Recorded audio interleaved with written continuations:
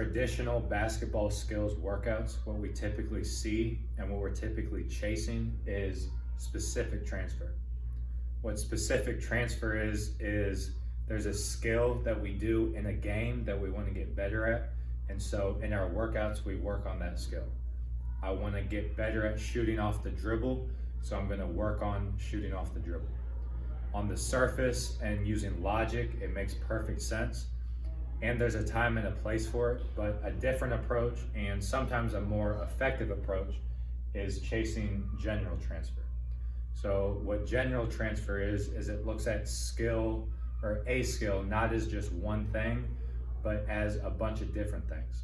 So an analogy would be like a puzzle.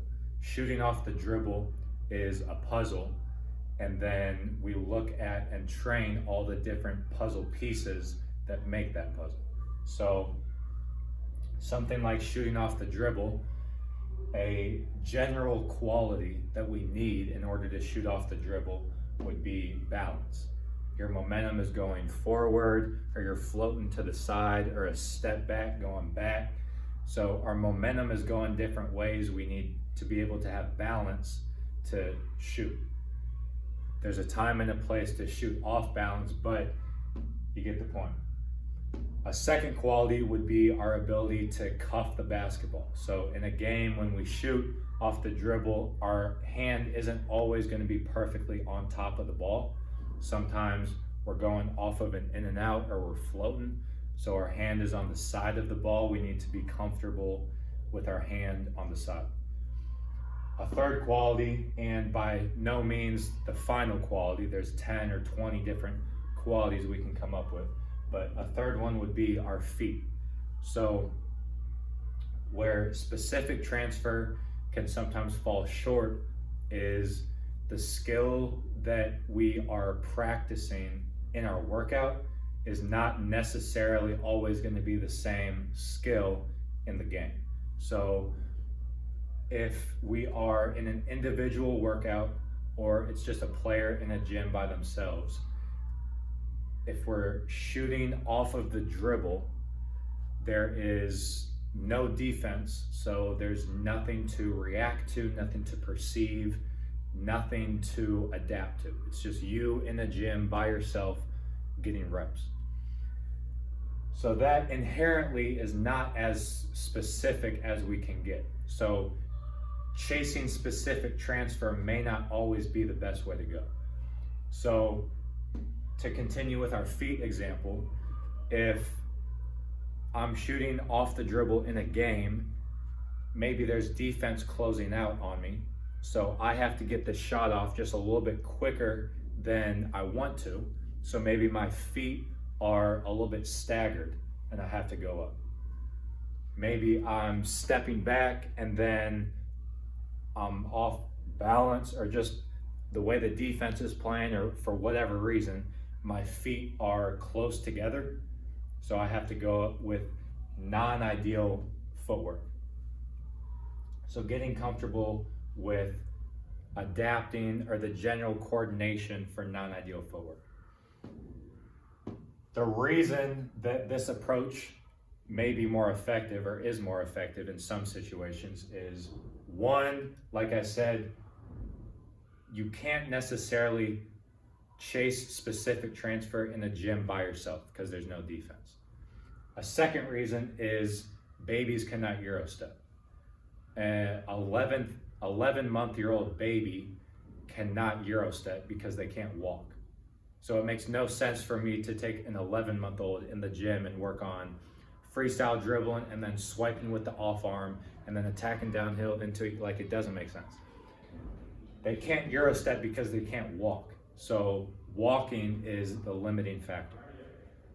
That example is exaggerated, but it gets the point across that sometimes these qualities can be the limiting factor. If you can't function as a human being, you can't always function as the best athlete, the best version of yourself. So if somebody's balance is the limiting factor, then we can go and lock in on that quality of balance, the general quality of balance, to then become better at shooting off the dribble. this is a big reason why chasing general transfer is not as popular, is because as a training industry or just basketball, we're used to looking at workouts through the lens of specific transfer. Because the situation that I just broke down, if balance is the limiting factor, then we can chase the general skill of balance, and it does not have to be specific to the game. So in a basketball skills workout, I could have a player have the ball in their hand, do an RDL into a one-legged step back.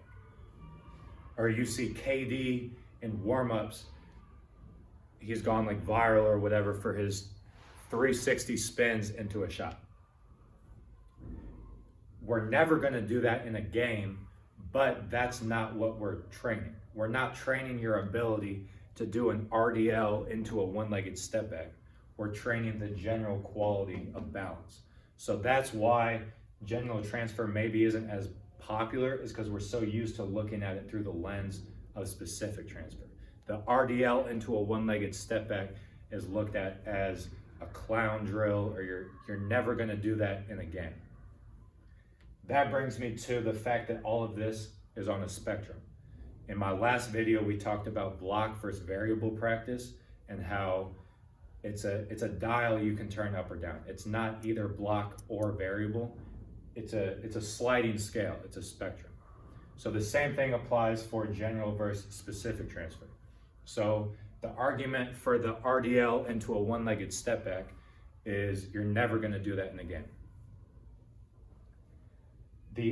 On this spectrum, the absolute most general we can get is the weight room. The weight room is a universally accepted method of getting better amongst the basketball community. Every coach, player, trainer recognizes that they recognize that the weight room enhances your performance on the court. All we're doing in the weight room is training general qualities. You're never going to go out in a game with a barbell on your back and start back squatting, but we're attacking these general qualities. And we all inherently or subconsciously know that the weight room translates to the game. So that's the most general. The most specific we can get is the game, 5-on-5, going full court. In between that, I wrote down 3 things. There's 303 things. So then one step closer to specific would be other sports. So basketball, football, soccer, all have general qualities that are similar. Shifting my weight to change direction, flipping my hips if I'm if I'm a DB in football, I'm flipping my hips. That's the same as basketball. I'm guarding the basketball. I get beat, I have to flip my hips. Footwork, change of speed, change of direction. In soccer, you're reading other people's movements, trying to stay in front of them, reading defense. So there's lots of similar qualities amongst different sports. Another step closer to specific is audio cues. This could be an entire video by itself.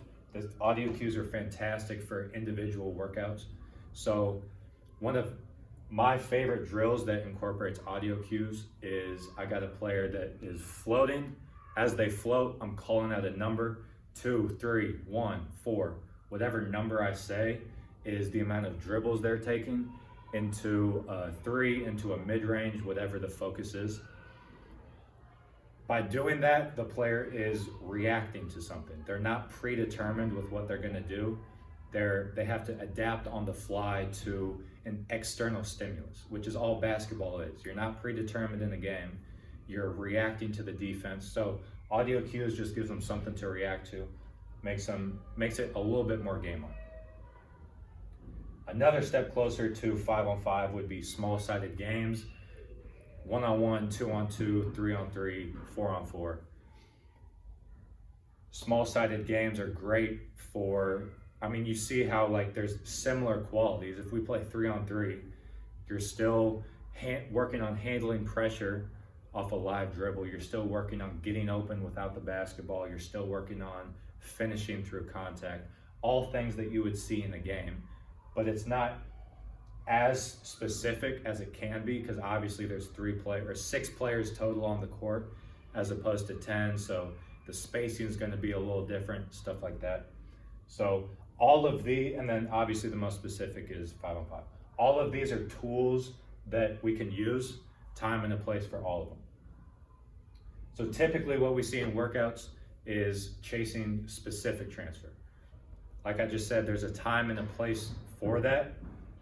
A sometimes more effective, especially when we're talking about individual workouts, a more specific, or more, not specific, the opposite, more general, a more effective way of approaching individual workouts is attacking these general qualities, thinking about skill, thinking about a skill as a puzzle, and all of the puzzle pieces that go into making that skill so attacking these general qualities can enhance your individual workouts when you're on air, and ultimately it just translates to the game more effectively.